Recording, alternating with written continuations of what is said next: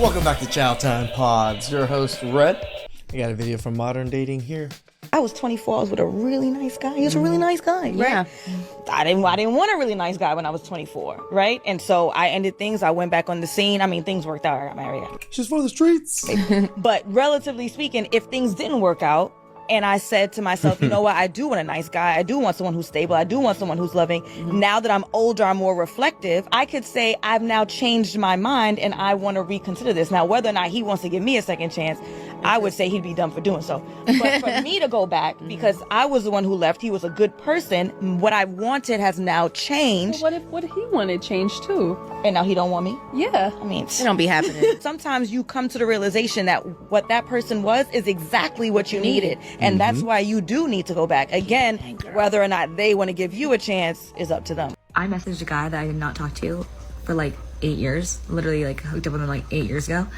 And I randomly thought about him, like, you know, like when you're single at like 28, you start thinking about, oh, maybe from the past, like this is a good guy. Yeah, no, this is what went down. First I messaged him, hey stranger. He said, sorry, who's this? I said, Leah Bars. And then when I said Leah, haha, and then I said Bars. And then when I sent Bars, it didn't say delivered. So I was like, did he block me? So then I did this. I went to his Venmo and I sent him $1 and I said, did you block me? And then he unblocked me and said, what's up? This is random. And I said, well, why did you block me? He said, why are you texting me? I said, whoa, I don't know, to catch up. He's like, it's been So desperate to send him $1 just to send him a message if you blocked me. 8 years. I said, damn, I didn't know people couldn't talk again. My bad. He's like, I have a wife and kids now. Plot twist, my bad. He said, think you're a weirdo. I said, right back at you. And then the conversation just ended and honestly woke up mortified. So please stitch this with any other stories that you have that are similar or worse than this, so it makes me feel better about my decisions. Thank you. Misery love company. Hell yeah. Tell me all about all your screw-ups with your good guys that now you don't have, and now you're going to be alone and single and bitter like me. This is just another case of a woman who knew he was a good guy, someone who would have made a great husband, but like always, he was rejected. She only showed interest when she finally wanted to settle down. That's when she decided it would be a good idea to give him a chance. But as we can see, it didn't go as expected. She waited too long and missed her opportunity. Not long ago, I heard someone say that most women have already crossed paths with the man they're supposed to be with. But for one reason or another, he didn't seem good enough at the time, maybe even too boring in their eyes. So they let him go, keeping the idea that they could circle back to him later. But that strategy rarely works, just like what happened in this case. I mean, this is the rom-com strategy where most women think that men are just waiting there the whole time, working on themselves and getting better so they can have another chance to prove themselves with her. What she didn't realize is that these types of guys are in high demand. They don't stay single for long. They're usually scooped up quickly and taken off the dating scene. But for some reason, she assumed he'd always be around, waiting and ready for a relationship whenever she wanted. But she was wrong.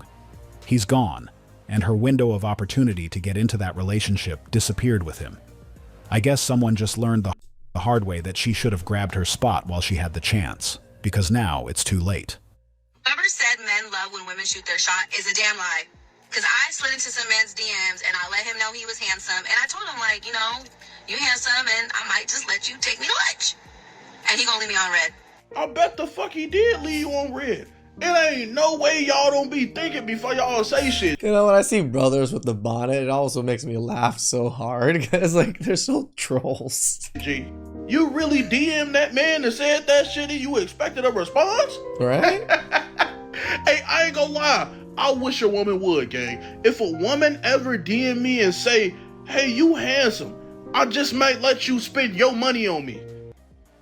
So she basically told him he looked good and that she'd honor him by letting him spend money on her. Bold opener for sure, and that's exactly why she got the outcome she did. But what did she expect? What guy in his right mind would entertain that level of entitlement? Not many, and honestly, she was lucky her number wasn't blocked. What makes it even funnier is that she calls it shooting her shot, but that's really not how you go about it. You can't make a move on a guy while also reaching for his wallet. It just doesn't work like that. It's just Previously, crazy. my relationships, like, they just stepped up more financially. Especially since he's like 23, I expected him to like just buy me more stuff. But you guys were only together for a month, so what were your expectations in terms of what he should have been buying you? I sent him a picture of the Chanel bag that I wanted, and he didn't like buy me it. I feel like if a girl is sending you something like, oh, this bag is so cute, like, why is it not at the front of my doorstep the next day? He's 23, bro. Yeah, How much do you think he spent on you total? I don't know. We went on a date like at least once a week. And again, mid and broke. 200 per date? Did you guys hook up? No. If she wanted that, then it's okay to ask for it. It's okay for her to ask for a $2,000 bag? I mean, yeah, I think it's okay. You know, there's a guy out there that will actually give it to you if he really likes you. Right? If I'm dating you, like, you know, I feel like you should understand me, you know? You know I want that back. That sounds more like a sugar daddy than a boyfriend. No. Right. Yeah, it really does. And it's really hypocritical that you didn't even like care to know what job he had, but you want his money. I don't want his money. I just feel like it's expected. You want a guy to spend $2,000 on you within the first month. You got to bump way up the age you're willing to date. I'm talking 40 plus. Unless he's a major simp, nobody under 40 is spending $2,000 on a girl they just met. Okay. This is exactly why the dating scene is getting more challenging. Why didn't she just buy it herself? They're in Because she's a broke, dusty, musty, crusty. the same age range, so there really shouldn't be this level of expectation, especially when she also doesn't have it. It honestly amazes me that someone would expect so much from a guy in his early 20s. Why should he empty his bank account to buy an expensive bag for a woman he just met? Like, as soon as she gets that bag, she'll probably leave him anyways. The entitlement is through the roof, and what makes it even more interesting is that she genuinely sees nothing wrong with it. She thinks that it's perfectly normal to expect that kind of gesture from someone who's practically still a stranger. Maybe someone needs to ask for more hours at their McDonald's job, because the simping era is ending. Guys are no longer spending their hard-earned money on just anyone. If he tells you you can't go to the club without him, will you listen to him? Fuck no. I'm not going for men. I'm going for myself. Because I love dancing too. If a man came and he grinded on you in the club, how would he feel? Is it with my consent? And yet they get mad when men don't show up to the club. I mean, would you consent? If I want to consent, that's different. But if I don't want to consent, that's gonna be different too. Would you? If I actually say yeah. And, you know, we saw this clip last time, and it's just like, so if he consent, it's okay. He doesn't consent, I expect you to come here and beat his ass. Yes, you can grab my ass. Yes, you can grab my ass. What the fuck? And then he wouldn't. He'll say, yeah, he'll say whatever you want to. He'll say he'll be okay. Yeah, because it's supposed to be my body. Awareness. I'm not sure. He's not sure. Yeah. Oh wow, you trust her?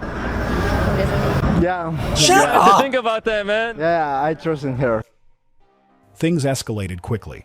The interview went from 0 to 100 in no time. He thought it would be just another fun night, but instead, he ended up gaining a clearer understanding of where he stands and how respect and consideration actually operate within their relationship. She believes that even though they're committed, he has no say in how she conducts herself at a nightclub or in the choices she makes on a night out. And that's exactly what makes their relationship so interesting. I think she's pushing things to another level. We all agree that everyone should be free to do what they want, but there are still certain things that should be avoided, especially when you're in a committed relationship. I'm an independent woman. I do not have shared bank accounts. Never would, never will. With nobody. What's mine is mine, and what's his is ours. It was interesting to see how she wants to pick and choose when to be independent. But I think she needs to keep that same energy consistently. Things shouldn't suddenly change when his money enters the conversation. Someone who sees herself as independent shouldn't also rely on someone else's finances. That's just not how it works. You never see an independent boss babe or a baddie. I was like, I'd rather pay for myself because I make my own money. Never. Now I find myself wondering how he even ended up in that kind of dynamic in the first place. There shouldn't have been that level of separation to begin with, and she only made it more challenging by refusing to share her money. No, yes, I'm going to dress up as a freaking angel for Halloween. I don't care what you say. I'm wearing the freaking lingerie. I'm putting on a freaking tutu. I'm putting on freaking white bands. I don't care. I don't actually care because you know what? That's who I am inside me, and that's who you freaking married. That's who you freaking said that you would freaking help when they're sick. And so what? Maybe I'm sick in the head by freaking wearing an angel costume, but whatever. This is what I'm being for Halloween. This is one of those situations where you don't need to say anything. Just let people be and do whatever they want. And file for divorce. And you act accordingly. I think no one should be telling another adult how to conduct themselves. But at the same time, we all have the freedom to choose who we share our energy with. So now, it's up to each individual to make the right choice for themselves. It's completely fine if she wants to do those things, but she also needs to acknowledge that guys also have preferences and boundaries, especially those who are mature and confident. Talking to multiple people at once is really weird because you'll have one guy that barely acknowledges you and barely even says good morning, and then you'll have another one that asks you for photo updates of the garden that you're growing. Take a guess as to which one you like more. This is the true reality of the dating scene. While some guys are out here emptying their bank accounts and going above and beyond just to get the attention of a woman who clearly isn't into them, she's on the other side enjoying the benefits they are providing. While her feelings are still with Chad, the guy who hasn't even reached out to her in weeks. This is what really goes on. These guys are wasting their time and energy on women who are emotionally invested in someone else. Hopefully, they come to realize that you don't need to do too much to be liked. We heard what she said. The guy who's doing the bare minimum is the one who actually has her heart. Yep. If we were to get together, what would you expect me to pay for in the relationship? Going out to eat, and then just like little things. And eventually, if we're going to live together and all that, I'd expect you to take on more responsibility. I'm covering rent, light, internet, groceries, your hair, nails, makeup, lashes, lipstick, shoes, clothes, everything? Yeah, why not? Can you do it? Of course, but why should I? Because you're a man. So because I'm a man, I'm expected to cover everything if I were to date you. Right, and I'm a woman, right? And you'd expect me to put out, correct? Absolutely. Like you would expect to have relationships with me. I mean, absolutely.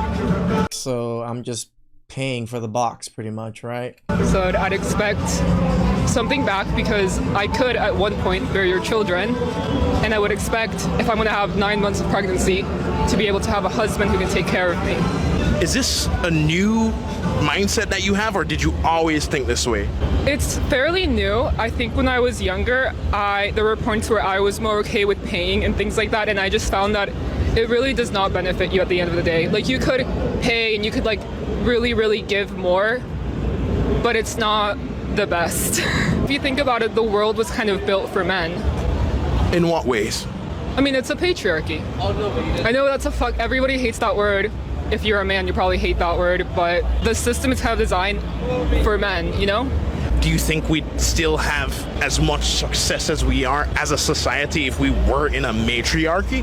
I'm not sure, but I do think that, you know, we live in a patriarchal society and there is still like so much misogyny in the world, and that's just the truth, you know? This guy keeps walking in back and forth. What a jackass. It's just the truth.